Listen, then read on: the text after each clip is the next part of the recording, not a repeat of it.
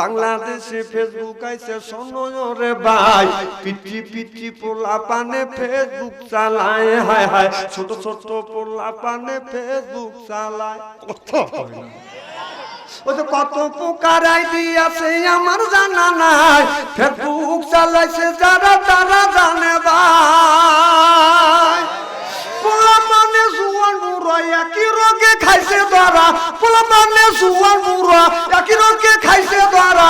এই রোগের ডাক্তার কিন্তু বাংলাদেশে নাই। মোবাইল না দিলে সে বিষ খাইয়া মরতে চায়, ফাঁসির দড়ি হাতে নিয়া মা বাবার ভয় দেখা। মা বাবা ভয় পায়ে ফোনটা দিচ্ছে কিনিয়ে, এইভাবে ইমান কি আর রাখা যায়? কি বেদি হইয়াছে সোনার বাংলায় বন্ধুরে, কি বেদি হইয়াছে সোনার বাংলায়। ছেলে আমার খায় না খাবার, কত কয় না মার সাথে, তার ফোন না দিলে বাইরা করে বসে থাকে। আমি এই ছেলেদের অবস্থাটা কি? আগেকার মানুষ দেখেন বাইরের বয়স তো কম হয় নাকি, এখনো টান হয় হাতে। আর যে শাল পালের কাছে এই 25 বছর, আপনার 15 বছর 12 বছর, ওই শাল পালে আমুদে থাকতে থেকে বাঁকা হয়ে গেছে, চোখেও দেখে না, চশমা লিয়ে গড়ে গুজর খায়। আর মেয়েরা তো কম না, ফেসবুকের মধ্যে ছবি দিয়ে এত সুন্দর করে ছবি তুলে ফেসবুকের মধ্যে ছাড়িয়ে দেয়। দেখো তো আমাকে কেমন দেখা যাচ্ছে, ছেলেরা দেখে বলে থ্যাংক ইউ, তোমার খুব সুন্দর দেখা যাচ্ছে। আবার ছবি উঠে সেলফি উঠে ফেসবুকের মধ্যে ছাড়িয়ে দেয়। আর কে না বলবে আমাকে দেখে মানুষ, কে না আমাকে কবে আই লাভ ইউ। এই যে আই লাভ ইউ, এই অত কথা কে? হ্যাঁ ওর মুখ কি সুন্দর রে। না না, ও সেভাবে কথা বলতেছে, এইভাবে কথা তোর বোর সাথেও কয়, তাই না? হ্যাঁ আমার খেপালিয়ার না স্ত্রী এমন করা করবো না, বাইকটা যাইতে পারবে না। না না, এইরকম হই হল্লা করলে ওয়াজ করা কঠিন, জায়গাও সংকীর্ণ, এদিকে বিদ্যুৎ নাই। মার হবে তো জোরে কর আমার ভাইরা আমার। না না, ভাষাটা ভালো করেন। তুমি যদি আমাদের দেশে নিয়ম আছে, যেভাবে বকবাই করতেছে এই সমস্ত কিছু কিছু লোক আছে, বক পায় এই লটি মাগি কথা কম, আর বউ উঠে তুই কুত্তর বাচ্চা কথা কম। এ দোষ কার? ও দোষ স্বামীর।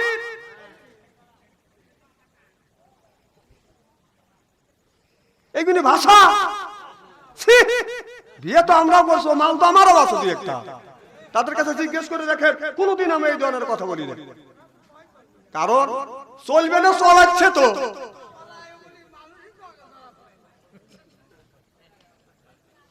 আপনার খবরও করলে বলে আমি, আপনি বউ কদিন মারছেন তাও গুলো আমি জানি, ও খবরগুলো আমার কাছে আছে, আমি তো উড়িয়ে আসি রেখে।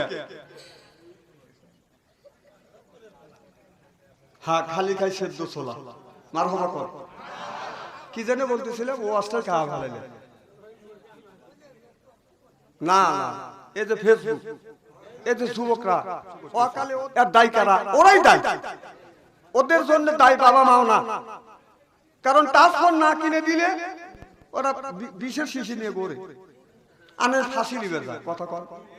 টাচ মোবাইল না দিলে সে বিষ খাইয়া মরতে চায়, ফাঁসির দড়ি হাতে নিয়া মা বাবার ভয় দেখা। মা বাবা ভয় পায়ে ফোনটা দিচ্ছে কিনিয়ে, এইভাবে ইমান কি আর রাখা যায়? কি বেদি হইয়াছে সোনার বাংলায় বন্ধুরে, কি বেদি হইয়াছে সোনার বাংলায়। ছেলে আমার খায় না খাবার, কত কয় না মার সাথে, তার ফোন না দিলে বাইরা করে বসে থাকে। আমি কই থাকবা, ও বলে আমার কি হবে? হ্যাঁ, আমি এই 12,000 টাকা 20,000 টাকা খরচ করে মোবাইল দেবো। আমি আমার 3টে বেটা আল্লাহ দিছে, একটা বিটি। আমার 3 বেটা বললে আব্বা ফোন দেন, কম কামাই করে লেগা। কারণ আমি জানি যে মোবাইলের মধ্যে কি হয়, আর তোরা কি করবি। এই যুবকেরা, ওদের হাত নষ্ট হবে, চোখ নষ্ট হবে, গা রেবে হবে, কুজো হয়, কোন মেয়ে তোদের লাইক করবে। এই জিনিস তো করেও না। একটা মেয়ে রাস্তা দিয়ে গেলে, আচ্ছা রাস্তা দিয়ে যদি যায় একটা মেয়ে, পিছনে পিছনে 3-4 জন ছেলে পিছ লাগে। একটা মহিলা কুকুর গেলি 3-4টা পুরুষ কুকুর দা। তোরা তো মেয়ের পিছনে যাস, মেয়ে যখন বাইসারে গন্ধগুনি তো ঠিক মতোই শুকিস। এই যে জালসায় যায়, হ্যাঁ ওটা তো স্বাদ লাগবে, ও পাত তো স্বাদ লাগবে। মানে এই যে আপনার যদি দুর্গন্ধ সুগন্ধে মাছি যায় বসে না দুর্গন্ধে মাছি বসে? যখন ও রাস্তা দিয়ে যারা বেপরদা ভাবে যায়, ওরা হলো দুর্গন্ধ জিনিস। আর এইগুলি শুক্তি শুক্তি এরকম মাছি নামে কিছু যুবক আছে, পিস পিস শুক্তি শুক্তি দেয়, জীবনে শুকিস নেই এগুলি। একবার জাহান্নামে তার প্রান্তে চলে গেছে আপনার তাসলোবান হাতে নিয়ে, ইমান মানে একবারই শেষ।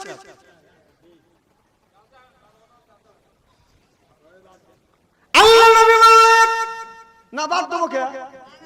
ছেলের হাতে ফেসবুক দিয়ে আপনি মসজিদের মধ্যে ঠাক ঠাক করে বেড়াতে চান, পাপের উৎস মানে পাপ করবার জন্য উনি আগে দিচ্ছে, আর দিয়ে মসজিদে ঠাক ঠাক করে বেড়াতেছে, তো বেবানের 5 পয়সা দাম না। আল্লাহ নবী বললেন এর ফলে বিদ্যা উঠে যাবে, এক সুরুল জাহিল জাহিলিতে বর্ষিত হবে।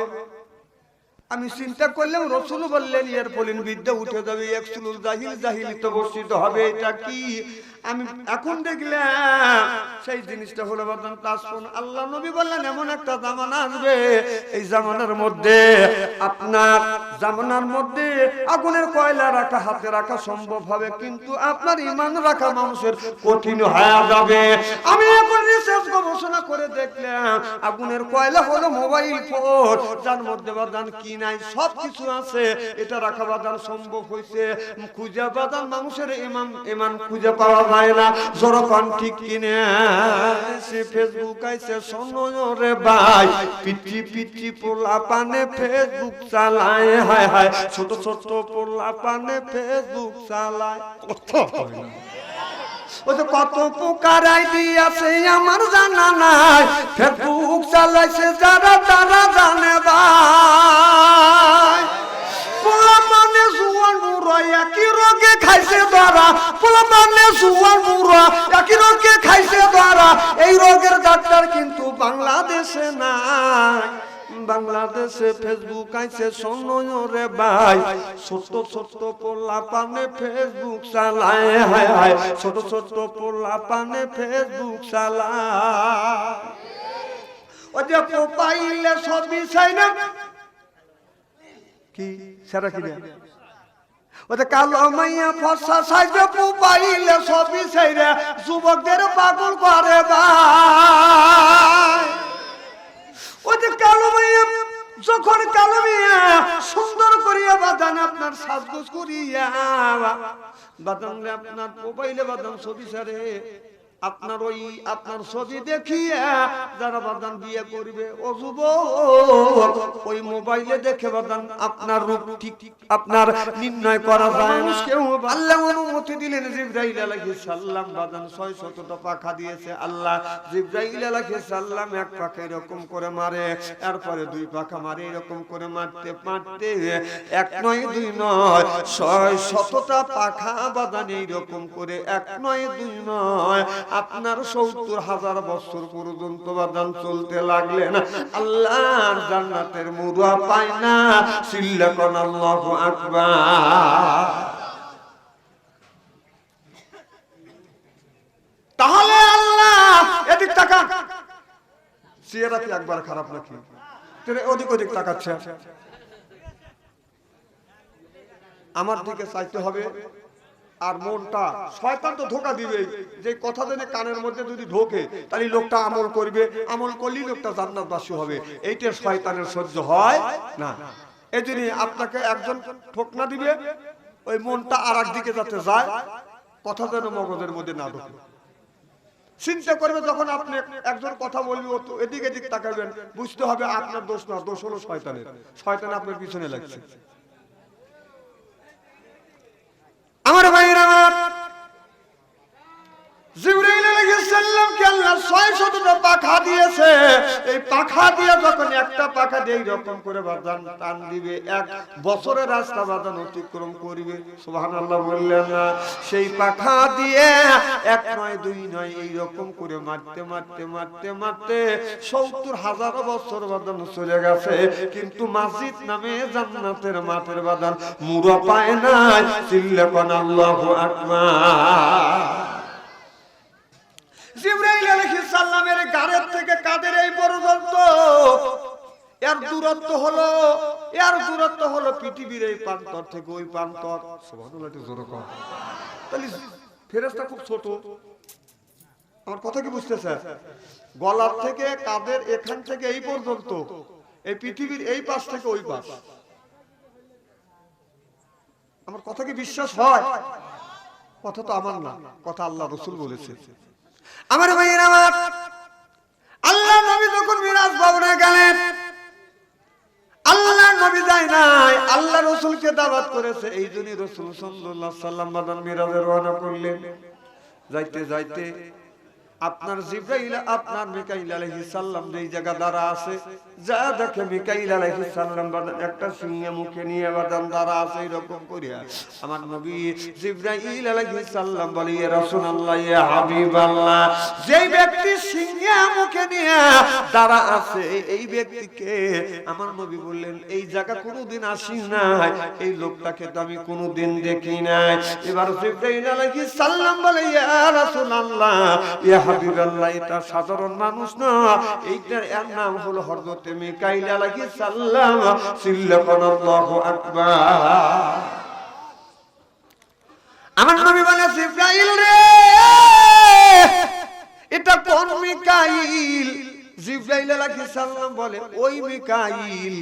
আল্লাহ যখন মানুষকে তৈরি করলেন, ইন্নী জাইলুন ফিল আরদি খলিফা, আমি মানুষকে তৈরি করব। আল্লাহ সুন্দর করে মানুষকে তৈরি করলেন। তৈরি করবার পর আল্লাহ সব ফেরেশতাদের বলল, ফেরেশতা, আমার মাটির আদমকে বানাইছি, আমার এই মাটির আদমকে সিজদা করো। যখন হুকুম দিলেন সব ফেরেশতা বাদান সিজদা করলেন। তার মধ্যেই একজন ফেরেশতা আগে সিজদা করলেন, তার নাম হলো ইসরাফিল আলাইহিস সালাম।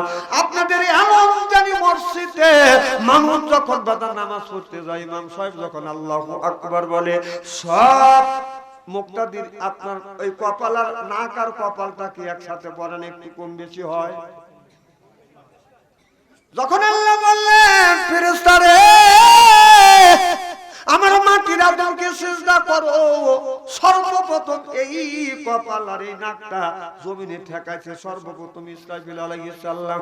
আল্লাহ, ইন্নাল্লাহা আলিমুম বিযাতিস সুদূর, আল্লাহ সবকিছু দেখে, অন্তর খবর বোঝে কে? আল্লাহ দেখে বলে, এ মিকাইল, এই ইসরাফিল আলাইহিস সালাম তোমাকে যখন অর্ডার করলাম, সব ফেরেশতার আগে তুমি যখন আমার আদমকে সিজদা করলে, আমি আল্লাহ তোমাকে একটা ডিউটি দেওয়ার জন্য তোমাকে একটা জিনিস দিলাম, এই সিংহে হাতে নাও, মুখে তুমি রাখো। আমি আল্লাহ যখন অর্ডার করব তখন সিংহে ফুৎকার মারবে, এই দুনিয়াটা কিয়ামত হয়ে যাবে। আমার নবী ইসরাফিল আলাইহিস সালামকে সালাম দেন, আসসালামু আলাইকুম ইয়া ইসরাফিল। ইসরাফিল কথাও কয় না, কোনো দিকে তাকায় না, এই রকম করে ছায়া আছে।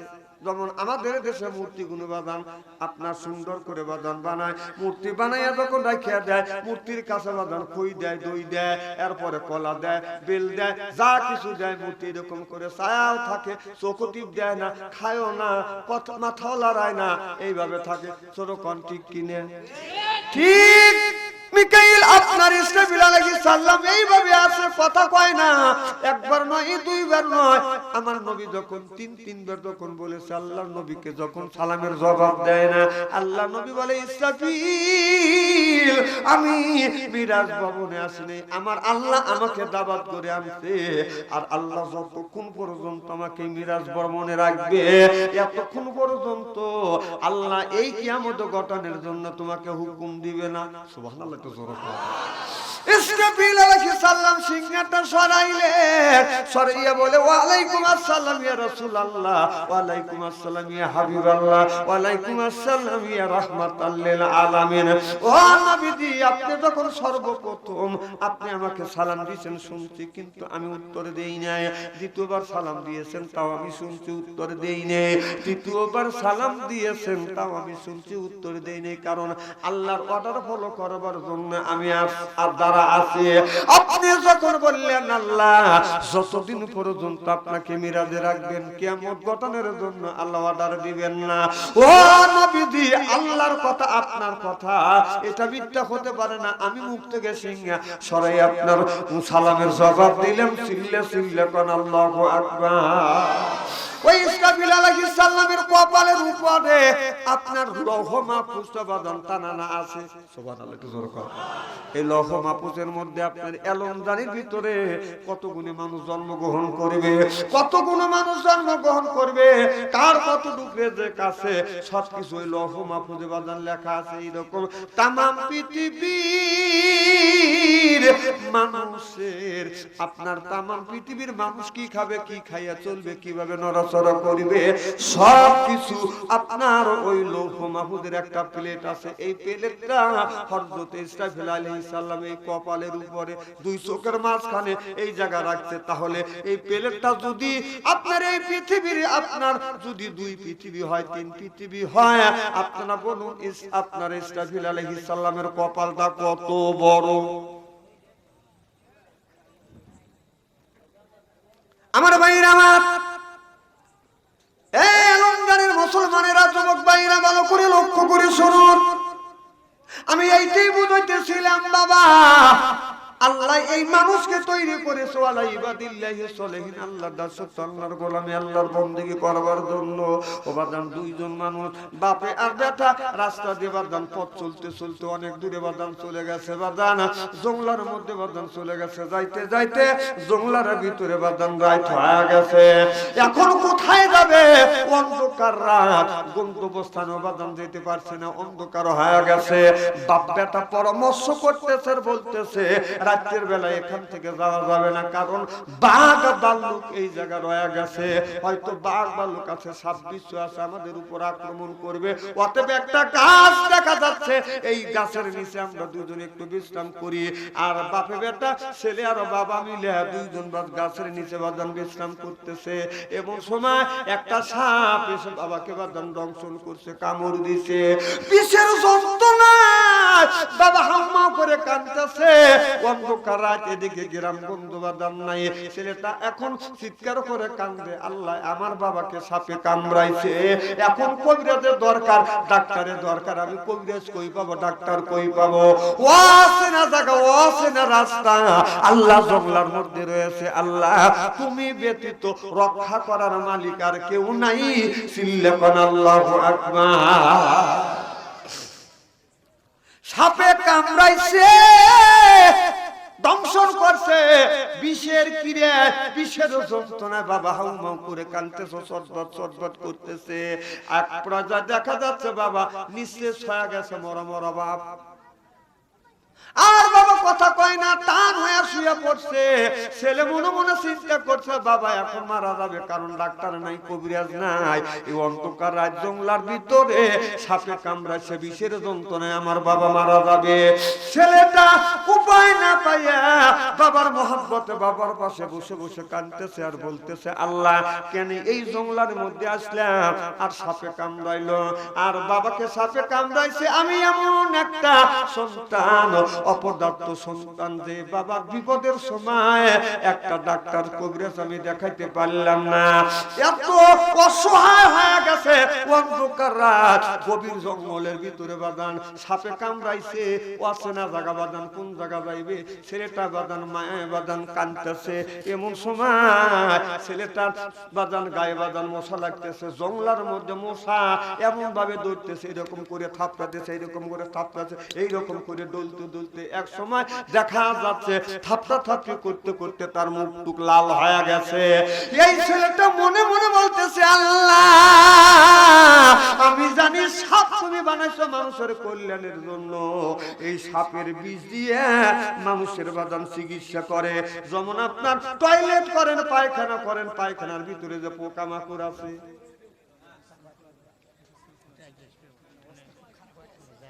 আচ্ছা আপনারা একটু আগা আসেন, জায়গা সংকীর্ণ হচ্ছে, আগা আসেন।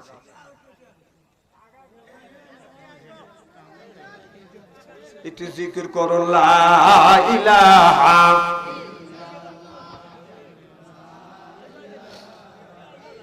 কিসের কথা বললাম, কিসের হচ্ছে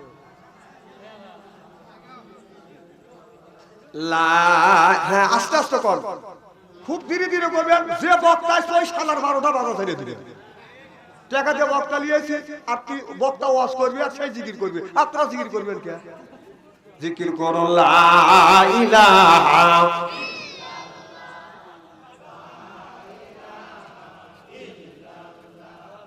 লা ইলাহা। ফুলের কনে কনে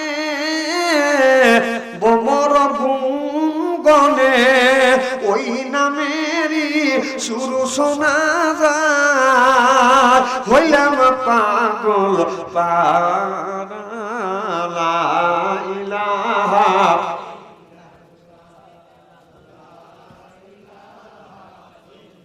বৃষ্টি নামে রিমঝিমাঝিম মধুর তালে গাহিয়া লা ইলাহা ইল্লাল্লাহ সুবহানাল্লাহ আলহামদুলিল্লাহ লা ইলাহা আল্লাহু আকবার। কম আমার ভাই জানেন কি জানে বলতেছিলাম, মশার যন্ত্রণায়, মশার কামড়ে থাপড়া থাপড়ি করতে করতে বাদার মুখ লাগতে বাদান আপনার রক্ত বের হচ্ছে। ছেলেটা বলতেছে, আল্লাহ আপনি সাপ বানাইছেন মানুষের উপকারের জন্য, কারণ সাপের বিষ দিয়ে মানুষের অনেক উপকার হয়।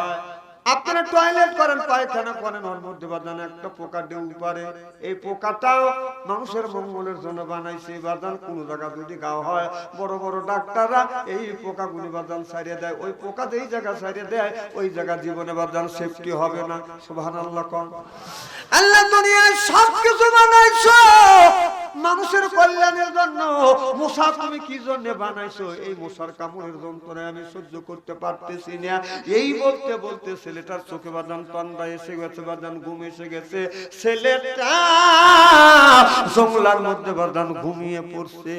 এখন ঘুম থেকে জেগে দেখে যে বাবাকে সাপে কামড়াইছে, বাবা মারা গেছে, নিস্তেজ হয়ে গেছে। উঠে ঘুম থেকে জেগে দেখে বাবা উঠে বসে আছে। সুবহানাল্লাহ।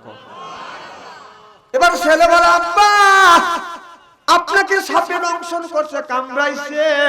আমি আপনার হতভাগা ছেলে, আমি নিরুপায়, আমি রাস্তাও চিনি না, অন্ধকার জঙ্গলার মধ্যে গ্রামগঞ্জ তো চিনি না। ও বাবা আমি ডাক্তার পাই নাই, কবিরাজ পাই নাই, আমি তোমার কোন উপকারে আসি নাই, আমি জানি তুমি মারা গেছো বাবা। ও বাবা কে তোমাকে এইরকম করে চিকিৎসা করলো, কে তোমার বিষ নামাইলো? বাবা বলে, বেটারে আমি তো জানি না। এখন বাবা চতুর্দিকে চা দেখে, মশা মরে এইরকম ঠিকই হয়ে গেছে। হাজার নয়, লক্ষ নয়, কোটি কোটি মশা বাদান আপনার মারা গেছে। এর মানে হলো বাবা মারা গেছে, শুয়ে আছে। লক্ষ লক্ষ মশা যা বাবার গায়ে রক্ত খাইছে, রক্তের ভিতরে যে বিষ ছিল, বিষটা বাদান আপনার রক্তের সাথে বাদান বের হয়ে গেছে, মশা খাইছে, মারা গেছে। সুবহানাল্লাহ বললেন না? ছেলেটা বলে, আল্লাহ তোমা করতে লাগলেন। আল্লাহ আমি জানি মশা তোমার কাছে প্রশ্ন করেছিলাম, মশা তুমি কিসের জন্য তৈরি করছো? আল্লাহ ইলহাম মারফতে জানা দিলেন, আল্লাহ ইলহাম লাইছে বিহুদ্দা।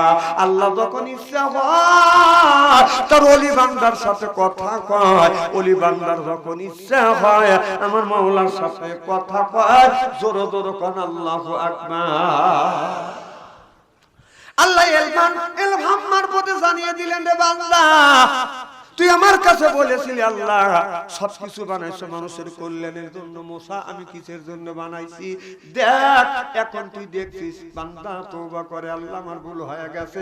এই মুসা যদি না লাগা দিত, কারণ তোমার বাবাকে সাপে দংশন করছে, তুমি এখন অসহায় হয়ে গেছো, কবিরাজ পাচ্ছ না, ডাক্তার পাচ্ছ না, আমি আল্লাহ আপনার মুসা তাকে ওজা বানাইছি, সব মশাকে অর্ডার করছি, সাপে কামড়াইছে, আমার বান্দা শুয়ে আছে, তোমরা ওখান থেকে আপনার রক্তর সাথে বিষ বাজার মিশে গেছে, রক্ত পান করো, রক্ত পান করছে, বিষ গুনি উঠে আছে, আমি আল্লাহ তোমার বাবাকে এই মুসা নামে, আপনার মুসা নামে ওজা দিয়ে তোমার আব্বাকে আবার জীবন ফিরিয়ে দিয়েছি। সিল্লাকান আল্লাহু আকবার। আল্লাহর এই ক্ষমতা আছে না বাজান না? আমার ভাইরা আমার, এই যে দুজনে একসাথে যেতে চাও, কেউ মিস কল দিচ্ছে, বুদ্ধি করে দুজন চলে যাচ্ছে, দেখছেন অন্ধকার রাত, আমি বলে সঙ্গে লেগে টাকা পয়সা দিয়ে এলমদানির মানুষ কানা বক্তা আনছে নাকি? এই দুজন আপনার সামনে দিয়ে উঠে গেল, আপনি কিছু বললেন না, তা দুটো যুবক, নিশ্চয়ই ওদের কোনো মতলব আছে, কথা বল না। না বুড়ো মানুষ হলে তো বুঝতাম যে বাড়ির দেখতেছো অথবা আপনার এক্সচেঞ্জার সার্ভিস ওজোর আছে সেখানে দেবে, ওর আবার কিসের ওজোর? নিশ্চয়ই ওকে মিস কল দিচ্ছে। এই মিস কলে দেশটা জাহান্নামে দ্বার বন্ধ করে চলে গেছে।